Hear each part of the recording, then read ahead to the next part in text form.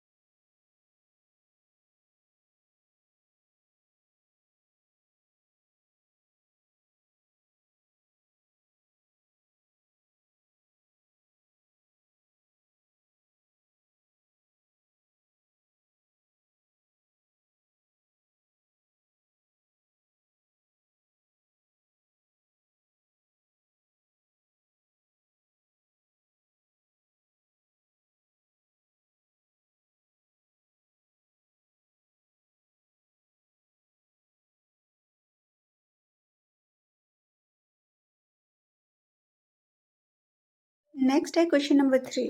क्या है? The coach of a cricket team buy 7 bats and 6 balls for rupees 3800 later she buys क्या है 3 bats and 5 balls for rupees 1750। Find the cost of each bat and each ball. जो है एक coach cricket team का क्या करता है कि खरीदता है 7 बॉल खरीदता है और 6 बॉल खरीदता है, 7 बैट और 6 बॉल खरीदता है, तो उसको कॉस्ट क्या पड़ता है 3800। पर फिर बाद में 3 बैट खरीदता है और 5 बॉल खरीदता है, तो उसको कॉस्ट पड़ता है कितना 1750। तो हमको निकालना है कि कॉस्ट निकालना है बैट का और बॉल का क्या कॉस्ट है। तो इसके लिए क्या करेंगे, हमारा दिया हुआ इसमें 7 बैट का और 6 बॉल का, तो हम इसमें 7 बॉल और 6 बॉल का नहीं करेंगे, हम सीधे मान लेंगे कि कॉस्ट ऑफ 1 बैट का एक्स वैल्यू और 1 बॉल का वाई। हम 1 का लेके चलेंगे कि 1 बैट का कॉस्ट क्या होता है एक्स है और 1 बॉल का है वाई है। इसको मान के चलेंगे तो इससे हमारा इक्वेशन बन जाएगा, क्योंकि हमारा क्वेश्चन में क्या बोल रहा है कि 7 बॉल और 7 बैट और 6 बॉल को मिला के हमको 3800 रुपया लगा हुआ था। तो एक बॉल का अगर हम एक्स है रुपीस हमारा कॉस्ट है, तो 7 बॉल का क्या हो जाएगा 7x हो जाएगा। जिस तरह क्या होता है कि एक पेंसिल का दाम अगर 5 रुपया है, तो 5 का क्या कितना हो जाएगा, तो इंटू कर देते 25 हो जाता है। उसी तरह मेरा एक बैट का दाम है x रुपीस, तो 7 का क्या हो जाएगा 7x, और y रुपीस वाई बॉल का दाम है, तो क्या हो जाएगा हमारा 6 बॉल का 6y, और दोनों को मिला के कितना पेमेंट पेड किया है हमारा, तो 3800। तो ये इक्वेशन 2 हो गया। दूसरा वाला क्या है कि 3 बैट है, तो 3 बैट है तो 3x हो गया, और 5 बॉल है तो 5y इक्वल टू कितना पेमेंट हुआ था 1750। तो 1750 दोनों इक्वेशन आ गया। अब दोनों इक्वेशन को इसको सॉल्व करेंगे, जैसा कि हम लोग जानते हैं कैसे करते हैं। इक्वेशन 1 से हम लोग क्या है एक्स का वैल्यू निकाल लेंगे, तो इक्वेशन 1 से हम एक्स का वैल्यू निकाल लिए।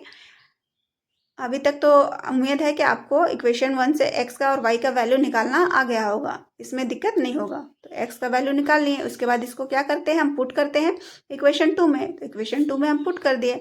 अब इसको पुट करने के बाद इसको हम सॉल्व करेंगे। तो इसको सॉल्व करने के लिए क्या करेंगे, ये हमारा फ्रैक्शन में हो गया, ये नहीं कट रहा है, तो हम इसको क्या करेंगे कि एलसीएम देंगे। एलसीएम देंगे तो 7 और 1 का एलसीएम क्या हो जाएगा 7 को डिवाइड करेंगे 1 टाइम्स में आ जाएगा, तो 1 से फिर इंटू होता है। फिर इसको क्या करेंगे, इससे डिवाइड करेंगे तो क्या होगा 7 आएगा, तो फिर इसको इंटू करते हैं। तो 7 × 5 इक्वल टू होगा 35y इक्वल टू 1750।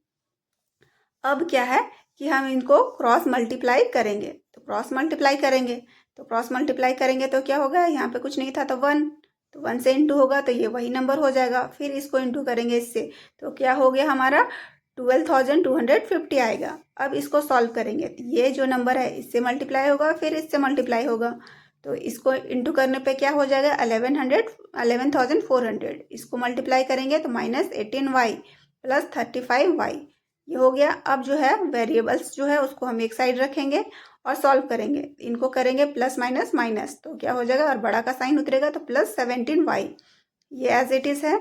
अब इस नंबर को हम उधर ले जाएंगे तो क्या होगा, प्लस में था तो माइनस में आ गया, तो माइनस हो गया। इन दोनों को माइनस करने पे कितना आया 850। अब 70 को इधर में ले आएंगे तो ये होगा डिवाइड में होगा, और कितना टाइम्स में जाएगा 50 टाइम्स में जाएगा, तो y का वैल्यू आ गया हमारा 50।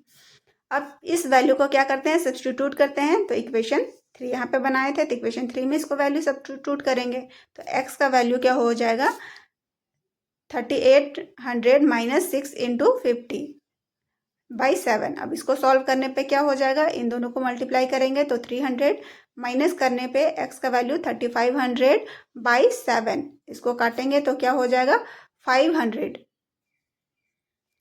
Hence the cost of each bat is equal to 500 and the cost of each ball is equal to 50। तो ये x वाला क्या था हमारा बैट का था ना, x का वैल्यू माने थे तो बैट का हो गया 500, और y जो था बॉल का माने थे तो cost of each ball is equal to 50। यही हमारा आंसर है। नेक्स्ट है the taxi charge in the city consist of a fixed charge together with the charge for the distance cover for a distance of 10 kilometre. The charge paid is कितना दिया हुआ है 105, and for the journey of 15 kilometre the charge paid is 150 55. What is the fixed charge and the charge per kilometer? How much does the person have to pay for traveling the distance of 25 kilometre?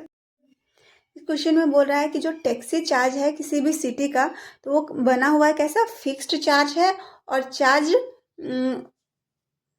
पर kilometre, means कि एक fix charge है। अगर हम taxi को book किए तो fix charge है कि 100 रुपया अगर लग रहा है तो 100 रुपया उसको देना ही पड़ेगा, बाकी कितना भी डिस्टेंस कवर किए। और दूसरा बोल रहा है कि 1 किलोमीटर का, जैसे कि मान के चलें कि 1 किलोमीटर का 10 रुपया लगेगा, तो 2 किलोमीटर का 20 रुपया, ऐसा कुछ करके है फिक्स चार्ज। फिक्स चार्ज है कि बुक किए तो हमको 100 रुपया लगना ही लगना है, और नेक्स्ट किलोमीटर जितना किलोमीटर जाएंगे उस किलोमीटर का रेट से हमको पैसा देना पड़ेगा।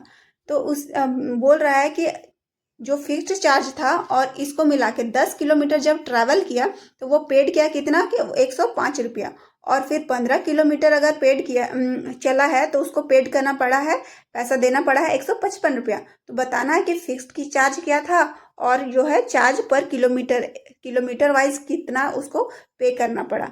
तो हम लेट मान के चलेंगे, लेट द फिक्स चार्ज क्या माने कि एक्स मान लेंगे कि एक्स दिया पता नहीं कि इतना, पर फिक्स चार्ज है कि बुक करने पे उतना लगता है। और दूसरा क्या है, चार्ज पर किलोमीटर इक्वल टू क्या दिया है, वाई। 1 किलोमीटर में वाई तो 2 किलोमीटर में 2y, 3 किलोमीटर में 3y, इतना ये जो है हमारा पर किलोमीटर का है रेट है, और ये फिक्स चार्ज है। तो क्वेश्चन में क्या दिया हुआ है कि जब 10 किलोमीटर चला था तब दिया था कितना, 105। तो फिक्स चार्ज क्या है, एक्स माने, तो बुक किए तो ये फिक्स्ड चार्ज तो देना ही पड़ेगा। उसके बाद जो है जितना किलोमीटर चलते हैं उसको देना पड़ेगा, और दोनों को मिला के कितना दिया, 105 रुपया। तो एक्स हो गया फिक्स चार्ज, प्लस 10 किलोमीटर चला था तो 1 किलोमीटर का था वाई, तो 10 किलोमीटर का 10y, और दोनों को मिला के हो गया 105। उसी तरह अब क्या था, 15 किलोमीटर चला, तो 15 किलोमीटर चला तो एक्स जो है फिक्स वाला और 15y इक्वल टू कितना दिया हुआ, 155। तो ये हमारा 2 इक्वेशन आ गया। अब 2 इक्वेशन का हेल्प से हम क्या करेंगे कि इक्वेशन को सॉल्व कर लेंगे। तो फ्रॉम इक्वेशन 1 से क्या होगा, एक्स का वैल्यू निकाल लें। अब इस वैल्यू को क्या करेंगे, पुट 2 वाला में पुट करेंगे, तो 2 में पुट कर दिए, वैल्यू पुट कर दिए। तो इसमें क्या, इसको सॉल्व करेंगे, तो इसको सॉल्व करना तो आप लोग जानते हैं। तो वैल्यू पुट करने पे क्या हो गया, हमारा y का वैल्यू 10 आ गया। अब 10 आ गया तो 10 को क्या करेंगे, हम पुट करेंगे इसमें इक्वेशन 3 में। तो इक्वेशन 3 में पुट किए, सब्स्टिट्यूट कर दिए, तो x का वैल्यू क्या हो गया, 5। तो इसीलिए हमारा क्या हुआ, x का वैल्यू 5 आया और x का वैल्यू, y का वैल्यू क्या आया, 10 आया।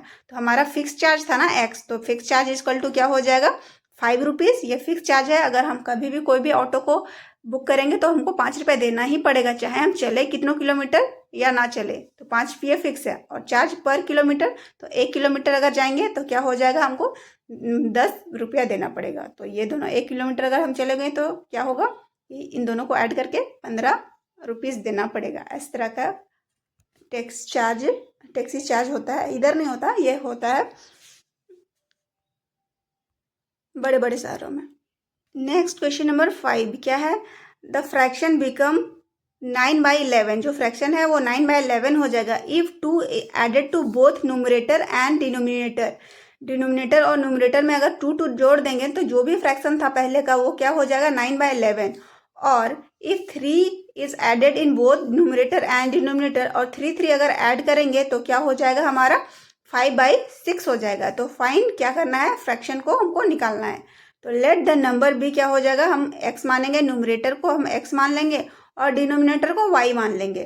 तो न्यूमरेटर को x माने और डिनोमिनेटर को y, तो फ्रैक्शन कैसा बनेगा, x/y, कुछ ऐसा फ्रैक्शन है। और अकॉर्डिंग टू क्वेश्चन में क्या बोल रहा है कि इसमें अगर 2 ऐड करेंगे न्यूमरेटर और डिनोमिनेटर में तो क्या फ्रैक्शन बनेगा, 9/11। तो वही चीज लिखा हुआ x + 2 y + 2, न्यूमरेटर में ऐड किया 2 और इसमें 2, तो क्या हो गया 9/11। अब इसको सॉल्व करेंगे तो क्या हो जाएगा, क्रॉस मल्टीप्लाई करेंगे तो 11x + 22 हो जाएगा। इसको इंटू करेंगे तो क्या हो जाएगा, 9y + 18। इसको सॉल्व करने पे क्या हो जाएगा, x का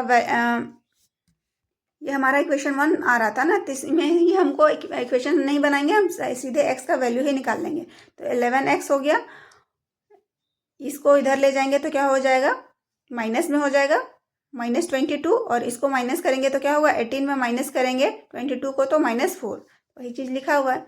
11 को इधर ले आएंगे तो डिवाइड में आ जाएगा। तो x का वैल्यू हमारा ये आया। अब हम इसी को वैल्यू क्या है, अब दूसरा इक्वेशन जो बनाएंगे ना उसमें हम पुट कर देंगे। तो दूसरा इक्वेशन क्या बनेगा, क्या बोल रहा था कि 3 ऐड कर रहे थे न्यूमरेटर और डिनोमिनेटर में। तो अकॉर्डिंग टू क्वेश्चन क्या है, x+3 divided by y+3 equal to क्या हो गया था 5/6। तब इसको भी सॉल्व करेंगे। इसको सॉल्व करेंगे तो क्या हो जाएगा, क्रॉस मल्टीप्लाई करेंगे, इसको इससे इंटू करेंगे तो क्या हो जाएगा, दोनों से इंटू होगा 6x + 18। इसको ऐड करेंगे तो 5y + 15। इधर ले आएंगे तो ये वेरिएबल्स वाले एक साइड ले आएंगे तो 6x - y, ये इधर जाएगा तो क्या हो जाएगा -18। और इसको सॉल्व करेंगे तो क्या होगा 15 - 18 इक्वल टू -3, इक्वेशन 2। अब वैल्यू है जो है वो पुट करेंगे, क्या है, x का वैल्यू पुट करेंगे इक्वेशन 1 में। तो इक्वेशन 1 में अगर इक्वेशन 2 में, ये 2 था ना, इक्वेशन 1 में से x का वैल्यू निकाल लिए थे तो इसको हम पुट कर दे रहे हैं इस पे। तो पुट करने पे क्या हो गया हमारा, ये किसी से कट नहीं रहा है, ये तो कट नहीं रहा था। अब क्या करेंगे, हम इसका एलसीएम देंगे। एलसीएम देंगे, इसके नीचे कुछ नहीं है तो 11 हो गया। अब इसको सॉल्व करेंगे तो क्या हो जाएगा, 6 × 9y - 4 ऐसा ही रहेगा, क्योंकि इसको डिवाइड करने पे 1 आता है तो 1 को इंटू करेंगे तो यही नंबर हो जाएगा। फिर इसके नीचे 1 है, 1 को डिवाइड करेंगे तो 11 को इंटू करेंगे 5 से तो 55y इक्वल टू -3। अब इसका क्या होगा, क्रॉस मल्टीप्लीकेशन, इधर कुछ नहीं है तो 1 है तो 1 से मल्टीप्लाई होगा तो यही नंबर रह जाएगा। और इधर करेंगे तो क्या हो गया, -33 हो जाएगा। 11 × 3 इक्वल टू 33 हो जाएगा। अब इनको सॉल्व किया हुआ है तो क्या है, 6 को इंटू करेंगे 9 से 54y, 6 को इंटू करेंगे तो क्या हो जाएगा 20 - 24, और ये एज इट इज़ रहेगा। अब इनको सॉल्व करेंगे तो क्या हो गया, 54y - 55y तो plus minus y equal to -13। ये माइनस है, उधर में जाके क्या हो जाएगा, प्लस में हो जाएगा। दोनों को माइनस करेंगे तो क्या हो गया, -y, y minus minus cut गया, y का वैल्यू क्या हो गया 9। अब करेंगे क्या, putting the value of y in equation 1। y का वैल्यू क्या है 1 में पुट करेंगे तो y का वैल्यू निकल गया, इक्वेशन 1 जो भी था उसमें हमको पुट कर देंगे y के जगह में। तो 9 × 9 - 4/11, 9 × 9 81 - 4/11, दोनों को माइनस करेंगे तो 77/11। काटेंगे तो क्या होगा, 7 टाइम्स में जाएगा। तो हमारा फ्रैक्शन क्या हो जाएगा, जो न्यूमरेटर फ्रैक्शन क्या था, x और y था ना, तो x के जगह में क्या आया हमारा वैल्यू 7 और y के जगह में क्या आया है 9। तो यही हमारा वैल्यू हो जाएगा। तो हमारा फ्रैक्शन क्या हो जाएगा 7/9, यही हमारा आंसर है।